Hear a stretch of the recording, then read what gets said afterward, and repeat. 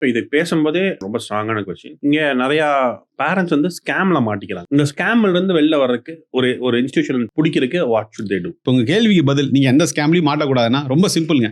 Developed கண்ட்ரியை choose பண்ணி உங்களுடைய bachelors மாஸ்டர்ஸை படிங்க. அந்த நாட்டில் இருக்கக்கூடிய நம்பர் 1, நம்பர் 2, நம்பர் 3 பப்ளிக் யூனிவர்சிட்டிஸ்ல படிச்சிட்டீங்கன்னா நீங்க சேஃப் பிரதர்.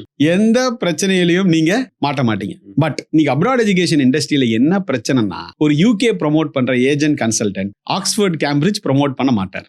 கனடா ப்ரமோட் பண்ற ஏஜென்ட் அண்ட் கன்சல்டன்ட் டொரண்டோ யூனிவர்சிட்டியோ பிரிட்டிஷ் கொலம்பியா யூனிவர்சிட்டியோ ப்ரமோட் பண்ண மாட்டாங்க. இதெல்லாம் எதுனா அந்த நாட்டின் ஐஐடிஸ் என்ஐடிஸ். என்ன காரணம்னா, அங்க போய் ஸ்டூடெண்ட்ஸ் சேர்க்கும் பொழுது 10 பைசா இவங்களுக்கு கமிஷன் கிடைக்காது. இந்த அப்ராட் எஜுகேஷன் இண்டஸ்ட்ரியே யூரோப் ஸ்டடி சென்டரை தவிர்த்து கமிஷன். சோ இப்போ நீங்க என்ன பண்ணணும்? அதிக கமிஷன் வர்றதுக்கு டாப் யூனிவர்சிட்டிஸ் போணுமா? எங்க கமிஷன் பாட்டம் மோஸ்ட்டுக்கு போனா உங்களுக்கு பர்சன்டேஜ் ஏறிட்டே இருக்கும்.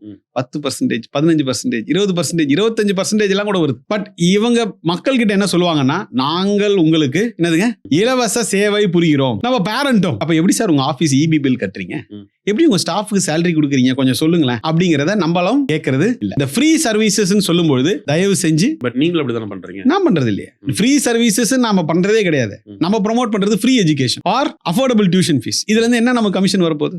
எந்த விதமான கமிஷன்ஸ் கான்செப்ட்டுமே டெக்னிக்கல் ப்ரோக்ராம்ஸுக்கு கிடையாது at Europe Study Center.